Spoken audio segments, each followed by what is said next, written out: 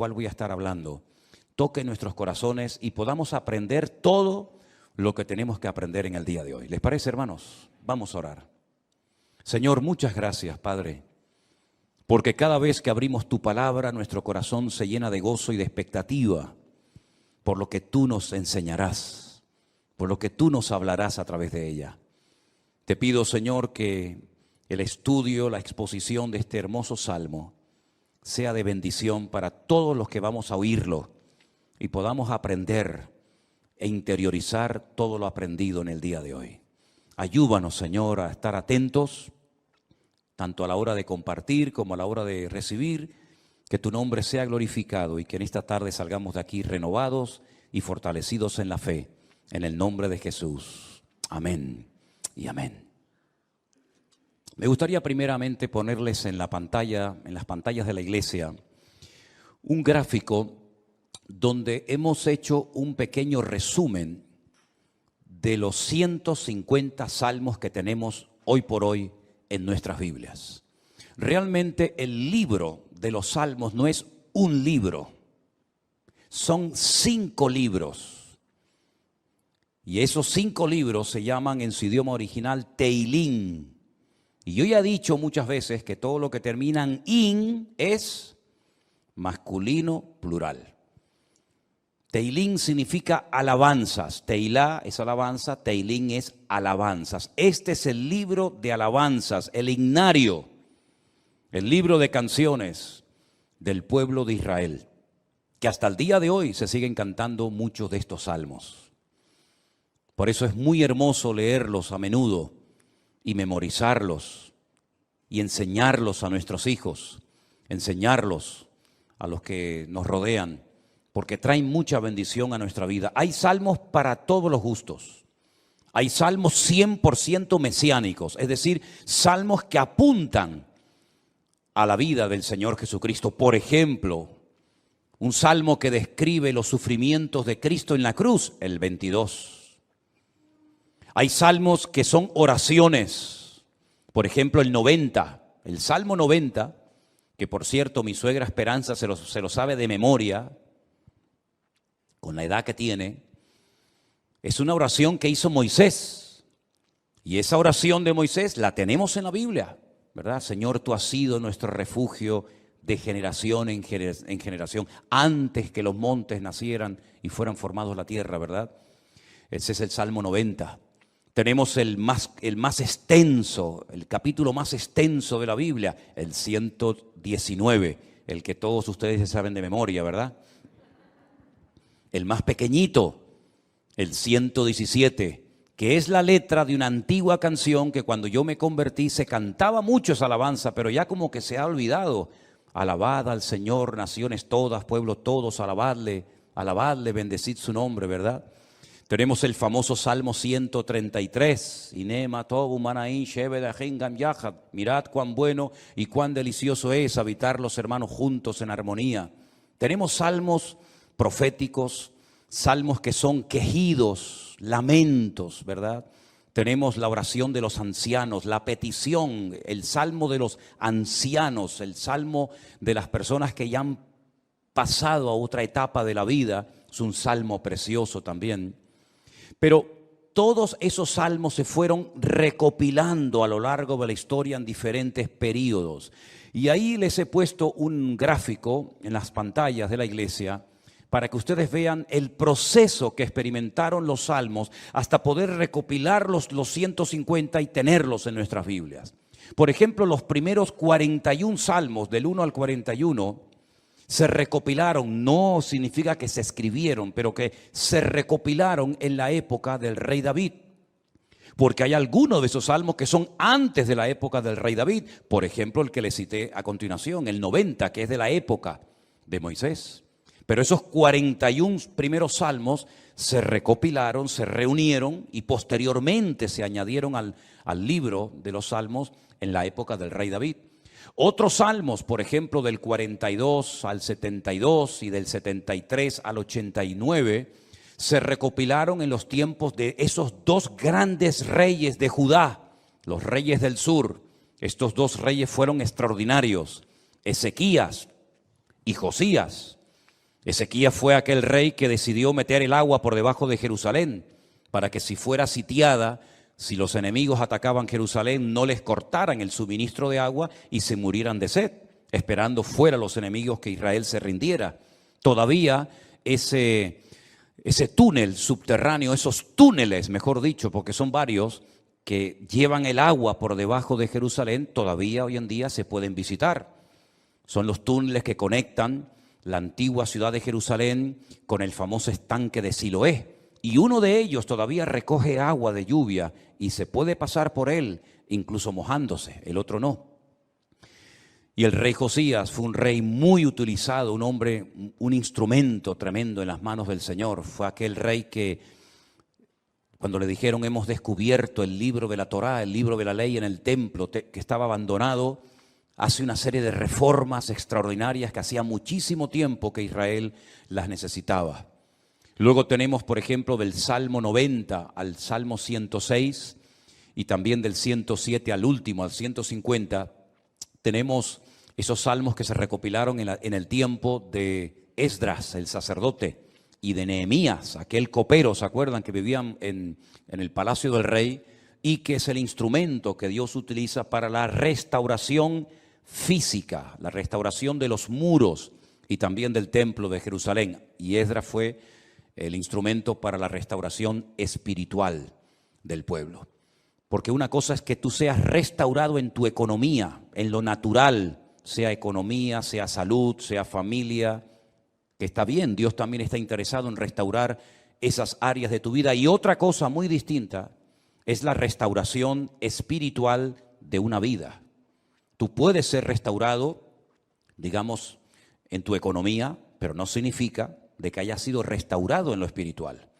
Y si quieren ver un ejemplo claro de lo que estoy diciendo, vayan, por ejemplo, al famoso libro de Ezequiel, en el capítulo 37, cuando el Señor le dice a Ezequiel, ven que te voy a enseñar algo, y lo lleva al cementerio más antiguo del mundo, que está al este de Jerusalén, en el Monte de los Olivos, cementerio que tiene más de 3.000 años, que se puede visitar hoy en día, que se conoce, bueno, el nombre que le dan los judíos hoy en día es el Bet Hayim, que es la casa de los vivos, pero realmente era el valle de los huesos secos, porque es un valle lleno de huesos, un valle lleno de muertos.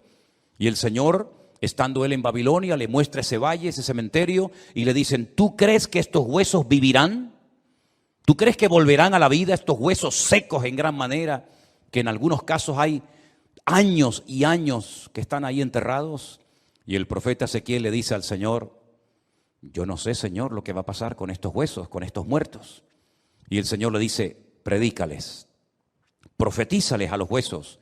Y dice que mientras les predicaba, comenzaron a levantarse esos huesos y se formaron cuerpos humanos, seres humanos, con piel, con tendones, con miembros, con cuerpos. Pero dice que eran como muertos vivientes, les faltaba el espíritu. No se movían, estaban ahí quietos como zombies. Y el Señor les dice, les falta el espíritu, profetiza, habla para que el espíritu entre en ellos. Y al final del capítulo 37, el Señor le explica al profeta Ezequiel lo que significa esa visión y le dice, esta es la casa de Israel. Estos son los hijos de Israel, que van a experimentar un resurgir como pueblo, como nación, una restauración nacional, que en los tiempos de Ezequiel era impensable, pero que nosotros sabemos que se ha producido en el siglo XX, en mayo de 1948, los huesos secos, esparcidos por todas las naciones de la tierra, se levantaron en un solo día como pueblo, y ahí están, con su himno, con su bandera, con su tierra, con su capital. Pero la restauración espiritual aún no se ha producido. Todavía falta la restauración más importante del pueblo de Israel, y es la restauración espiritual que se va a producir cuando ellos reconozcan a Yeshua HaMashiach como el verdadero Mesías que traspasaron, Mesías que rechazaron, pero que verán algún día que era el verdadero Mesías. En los Salmos encontramos mucha información acerca de la restauración nacional y espiritual del pueblo de Israel. Encontramos que dicha restauración se llevaría a cabo a través de la obra de Cristo, del Hijo de Dios humanado y encarnado, que habitaría entre los seres humanos como un ser humano más. En los Salmos también encontramos al principio mucha información acerca del tipo de salmo que vamos a leer. Por ejemplo, hay salmos que en la parte de arriba pone Mictán. ¿Lo habéis visto alguna vez? Mictán. Y uno dice, ¿y eso qué significa? Mictán es una enseñanza profunda. Un salmo que ponga arriba como título Mictán es una enseñanza a tener en cuenta. Es una sabiduría expuesta por escrito para que el que la lea, el que la reciba, el que la cante, sepa que está cantando verdades muy profundas que nacen del corazón de Dios. Hay salmos que, por ejemplo, pone Salmo de Segilot y significa que es un salmo que se tenía que tocar con instrumentos de cuerda, porque no todos los salmos se tocaban con instrumentos de cuerda, había otros que eran de percusión y otros de viento. Hay salmos que pone, por ejemplo, Shir LaMa'alot, salmo cántico de las subidas, que eran los salmos que cantaban los peregrinos cuando subían a Jerusalén 3 veces al año a celebrar la fiesta de la Pascua, la fiesta de los tabernáculos, que era la última, y en medio la fiesta de Pentecostés o la fiesta de Shavuot, las semanas. Y también algunos creen que había escalones en el templo de Jerusalén donde se ponía el coro y esos salmos de las subidas desde allí los cantaban. Pero en este salmo, si ustedes lo pudieran ver en hebreo, al principio pone mitzmor, y la palabra mitzmor significa que es un salmo que hay que cantarlo. Nosotros como cristianos no tenemos esa costumbre, lamentablemente, porque el salmo nos indica que este salmo habría que cantarlo desde el versículo 1 hasta el último versículo, hasta el versículo 5. Nosotros lo hemos leído, pero realmente es un salmo que, según las instrucciones que Dios nos da, tendríamos que haberlo cantado. Y es la mejor manera de aprender capítulos enteros de memoria de la Biblia poniéndole música. Y es la mejor forma de aprender, ya digo, capítulos y capítulos enteros de la Biblia. Ahora, el Salmo 127, que es el que se leía en esta tarde, si ustedes buscan su Biblia, empieza diciendo que si el Señor, el Eterno, Jehová, como dice la versión Reina Valera, no edifica la casa, en vano trabajan los que la edifican. Tenemos que explicar brevemente a qué se está refiriendo el autor de este salmo, que pudo ser David, que le escribió un salmo, una enseñanza a su hijo Salomón, o como opinan otras personas, pudo ser un salmo que lo escribió Salomón con una enseñanza que heredó de su padre, el rey David. Sea como sea, la declaración que hace el versículo 1 es muy interesante.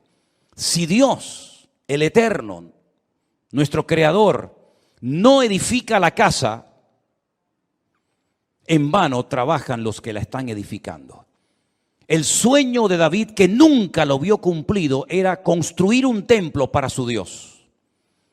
Dios nunca le dijo a David que lo hiciera, pero nació en el corazón de David el anhelo, el deseo de tener una casa, un templo, sobre todo para que el arca de la alianza, que tenemos ahí en la entrada de la iglesia como una réplica, para que ustedes pudieran ver el tamaño original que tenía el arca de la alianza en aquellos tiempos, en vez de estar debajo de una lona, debajo de una tienda de campaña, pudiera estar en un templo bonito, grande, bien decorado, espacioso, etcétera, etcétera. Ese era el sueño de David, pero nunca lo vio cumplido, porque el profeta Natán le dijo que él no tenía el aval, el respaldo de Dios, el permiso del Señor para construir dicho templo. Ese templo solamente podía ser levantado en un lugar, no podía ser levantado en cualquier parte, sino encima de lo alto de un monte llamado el monte Moriah. Es una palabra compuesta, el lugar donde Dios me enseña. Moriah viene de maestro, Moré, Morá, Morim, Morot, y Yad es el diminutivo del nombre de Dios. El monte donde Dios es mi maestro, el monte donde Dios me enseña y me instruye, ¿verdad? En ese monte vivía un señor llamado Arauna, que era un jebuseo, los antiguos habitantes de Jerusalén.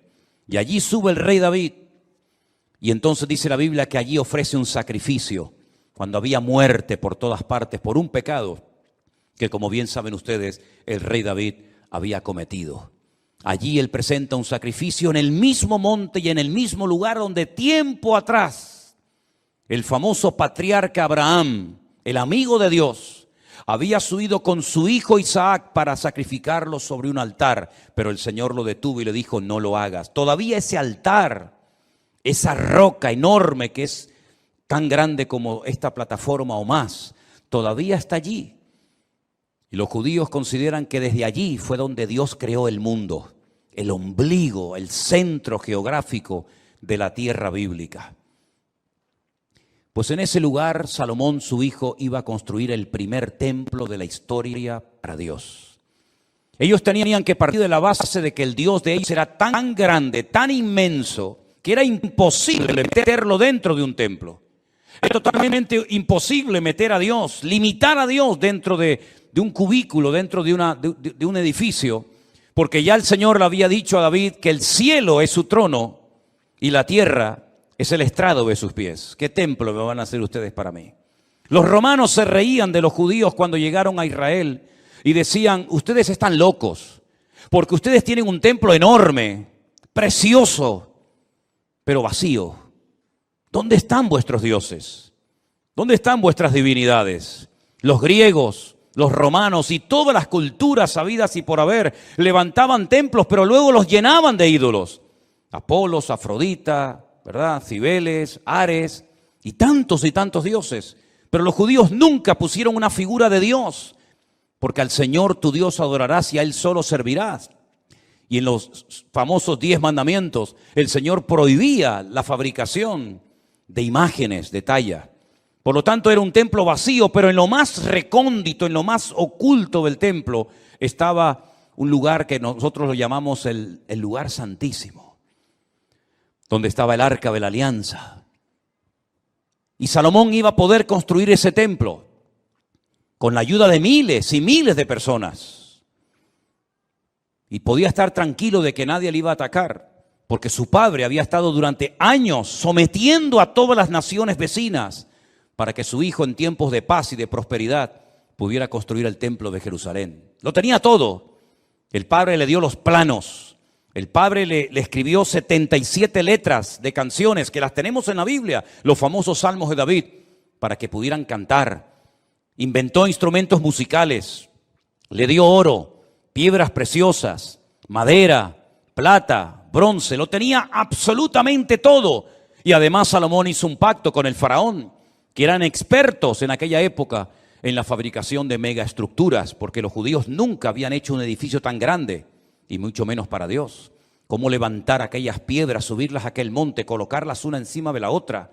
Aquellas columnas, más de 70 columnas exactamente, de una pieza. Cómo iban a levantarlas, ponerlas a nivel para que aquella casa no se cayera. El templo no tenía arcos, como lo inventaron los romanos. Por eso los arcos le han permitido a las fabricaciones y a la arquitectura romana permanecer hasta el día de hoy. Pero eran columnas y era muy difícil poner aquello en pie. Hay, por ejemplo, en la ciudad de Jerusalén, en un lugar donde yo he llevado a algunos hermanos alguna vez, una columna entera que es como de aquí al fondo de la pared, que se quebró y allí la dejaron, y han pasado 2000 años y todavía aquella columna sigue allí. Él hizo un pacto con el faraón, se casó con su hija, hizo un pacto de no agresión. De hecho, su hija se murió en Jerusalén, y hay en el torrente de Cedrón hay una pirámide pequeñita, recordando que allí está enterrada una mujer de origen egipcio, porque ella murió en Jerusalén. Y el faraón le ayudó a construir aquel hermoso templo. Pero Salomón sabía perfectamente que él podía tener el oro, la plata, los albañiles, los carpinteros, los canteros, absolutamente todo. Incluso había naciones que todos los años le traían, curiosamente, 666 talentos de oro. Multiplique 666 por 45, era una barbaridad de kilos de oro para ayudarle. Venían personas de todos los continentes de la tierra, unos le traían marfil, otros le traían diamantes, otros le traían de todo. Pero él sabía que aunque lo tenía humanamente hablando todo, sin el respaldo, sin la ayuda del Señor, aquel templo nunca se iba a poder levantar. Y aquí hay una primera lección que tenemos que interiorizar nosotros como cristianos en el día de hoy. Nosotros nos podemos esforzar mucho y de hecho el esfuerzo forma parte de la vida cristiana. Esfuérzate y sé valiente, le decía el Señor a Josué, ¿verdad? Josué capítulo 1. Esfuérzate y pelea, le decía el apóstol Pablo a Timoteo. Pero por mucho que nos esforcemos, por mucho que trabajemos, por mucho que madruguemos o por mucho que trasnochemos, sin el respaldo, sin el favor de Dios, todo lo que hagamos nos sirve absolutamente para nada. ¿Cuántos dicen amén? Algunos creen que por trabajar más van a ganar más y se equivocan. Porque la Biblia no enseña que para ganar más hay que trabajar más. Si usted quiere ganar más, no haga eso, porque lo está haciendo al revés. Si usted quiere ganar más, yo después le digo lo que tiene que hacer. Pero no trabajes más para ganar más, porque vas a ganar menos y te vas a terminar agotando. Porque la Biblia dice, en el Salmo que hemos leído, que si el Señor no edifica la casa, en vano, y esa palabra en vano, esa expresión en hebreo en vano, significa para que no llegues